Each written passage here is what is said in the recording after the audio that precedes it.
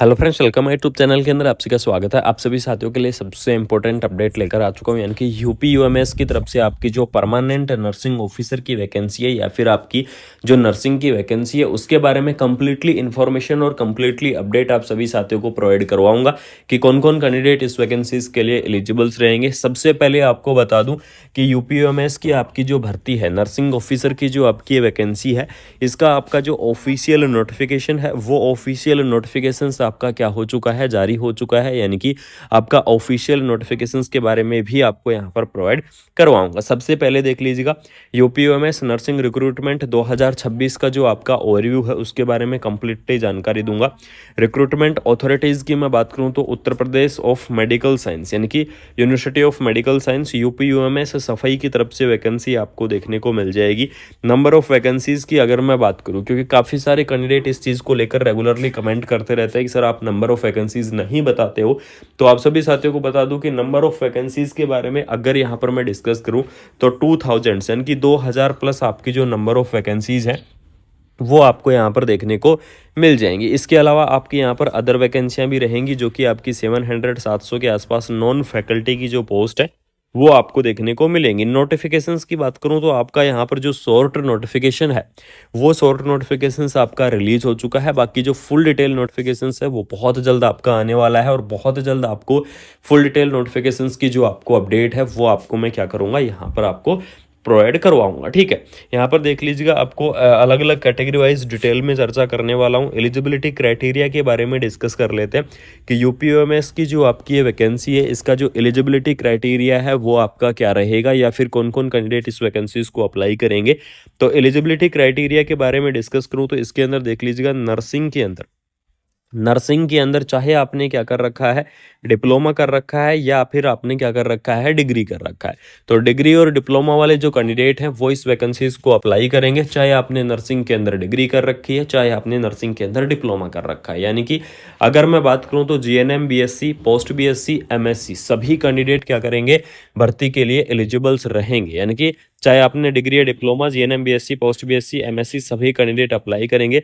Registration state या फिर आपका इंडियन नर्सिंग काउंसिल का जो आपका रजिस्ट्रेशन है वो आपका होना चाहिए। एज लिमिट की अगर मैं बात करूं कि इस भर्ती की जो आपकी एज लिमिट है वो आपकी क्या रहेगी, तो इस भर्ती की जो आपकी एज लिमिट आपको देखने को मिलेगी, तो इसके अंदर आपको बता देता हूं कि जो आपकी मिनिमम एज लिमिट है, मिनिमम एज लिमिट आपकी 18 ईयर यानी कि 18 ईयर आपको जो मिनिमम एज लिमिट है वो आपको दी गई है, और जो मैक्सिमम एज लिमिट है वो आपको दी गई है 30 ईयर। 18 से 30 ईयर तक के जो कैंडिडेट हैं वो इस वैकेंसीज को क्या करेंगे, अप्लाई करेंगे। यानी कि चाहे आपने कम से कम आपकी एज लिमिट 18 होनी चाहिए, ज़्यादा से ज़्यादा आपकी जो एज लिमिट है वो आपकी 30 होनी चाहिए। ठीक है, इसके अलावा जो गवर्नमेंट रूल के हिसाब से जो आपका एज का रिलैक्सेशन होता है वो एज का रिलैक्सेशन भी आपको देखने को मिलेगा, और अलग अलग कैटेगरी वाइज जो आपका एज का रिलैक्सेशन है वो आपको देखने को मिलता है। जैसे कि अगर यहाँ पर मैं बात करूँ तो ओबीसी कैटेगरी की अगर डिस्कस करूं तो ओबीसी कैटेगरीज के लिए देख लीजिएगा, यहाँ पर 3 ईयर का जो आपका रिलैक्सेशन है वो आपको प्रोवाइड करवाया जाएगा गवर्नमेंट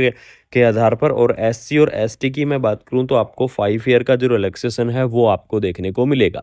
और जो पीडब्ल्यूडी कैंडिडेट हैं यानी कि जो फिजिकल हैंडीकैप जो कैंडिडेट हैं, पीडब्ल्यूडी कैंडिडेट को आपको यहाँ पर 10 ईयर का रिलैक्सेशन देखने को मिलेगा।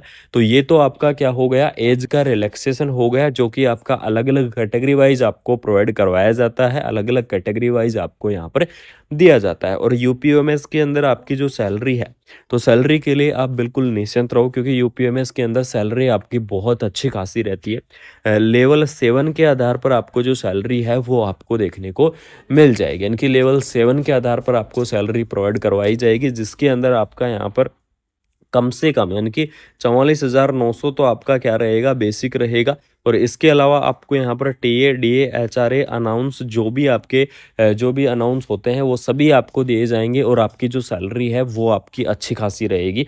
तो सैलरी के लिए आप बिल्कुल से निश्चिंत रहो। लेकिन इसके अंदर जो आपका सिलेक्शन प्रोसेस की मैं बात करूँ कि इस भर्ती की आपकी जो सिलेक्शन की प्रोसेस है वो आपकी क्या रहेगी, तो सिलेक्शन प्रोसेस के बारे में बात करूँ तो सीबीटी एग्ज़ाम के आधार पर यानी कि computer based test CBT exam के आधार पर आपका जो सिलेक्शन है वो आपको देखने को मिल जाएगा। और सीबीटी एग्ज़ाम के आधार पर सबसे पहले आपका एग्ज़ाम होगा, उसके बाद में मेरिट लिस्ट होगी, डॉक्यूमेंट्स वेरिफिकेशंस होंगे और फाइनल लिस्ट आएगी। ये आपकी क्या रहने वाली है, जो आपकी सिलेक्शन की प्रोसेस है वो आपको देखने को मिल जाएगी। और यूपीएमएस के लिए आपको मैं बता दूं कि एक शॉर्ट नोटिफिकेशंस जारी किया गया था। और दूसरी चीज़ आपको कि जो यूपीएमएस का जो ट्विटर हैंडल है वहाँ पर भी इंफॉर्मेशंस दी थी कि लगभग 2000 प्लस आपकी जो पोस्ट है वो आपको देखने को मिलेंगी। तो बिल्कुल से क्या करें, आप अपनी तैयारियों के अंदर जुट जाओ। बाकी आपको अगर आपकी कोई भी अपडेट होगी या फिर आपकी किसी भी प्रकार की अपडेट होगी यूपीएमएस की भर्ती को लेकर, तो मैं आपको बिल्कुल से प्रोवाइड करवाऊंगा।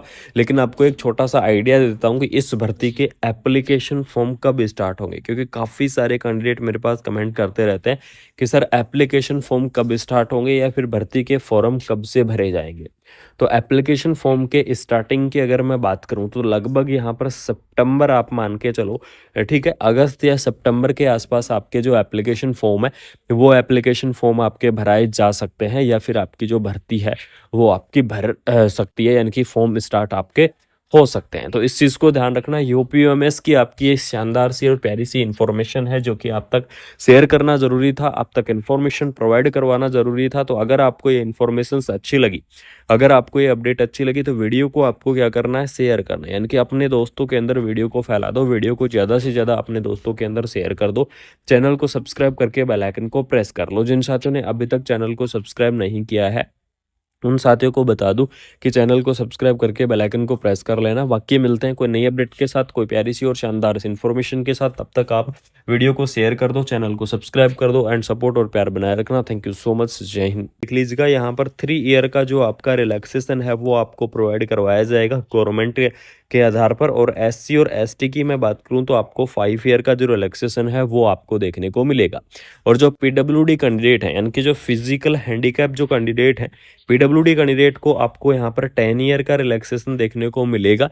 तो ये तो आपका क्या हो गया, एज का रिलैक्सेशन हो गया, जो कि आपका अलग अलग कैटेगरी वाइज आपको प्रोवाइड करवाया जाता है, अलग अलग कैटेगरी वाइज आपको यहाँ पर दिया जाता है। और यूपीएमएस के अंदर आपकी जो सैलरी है, तो सैलरी के लिए आप बिल्कुल निश्चिंत रहो, क्योंकि यूपीएमएस के अंदर सैलरी आपकी बहुत अच्छी खासी रहती है। लेवल 7 के आधार पर आपको जो सैलरी है वो आपको देखने को मिल जाएगी, यानी कि लेवल 7 के आधार पर आपको सैलरी प्रोवाइड करवाई जाएगी, जिसके अंदर आपका यहाँ पर कम से कम यानी कि 44,900 तो आपका क्या रहेगा, बेसिक रहेगा। और इसके अलावा आपको यहाँ पर टीए डीए एचआरए अनाउंस जो भी अनाउंस होते हैं वो सभी आपको दिए जाएंगे। और आपकी जो सैलरी है वो आपकी अच्छी खासी रहेगी। तो सैलरी के लिए आप बिल्कुल से निश्चिंत रहो। लेकिन इसके अंदर जो आपका सिलेक्शन प्रोसेस की मैं बात करूँ कि इस भर्ती की आपकी जो सिलेक्शन की प्रोसेस है वो आपकी क्या रहेगी, तो सिलेक्शन प्रोसेस के बारे में बात करूँ तो सीबीटी एग्ज़ाम के आधार पर, यानी कि कंप्यूटर बेस्ड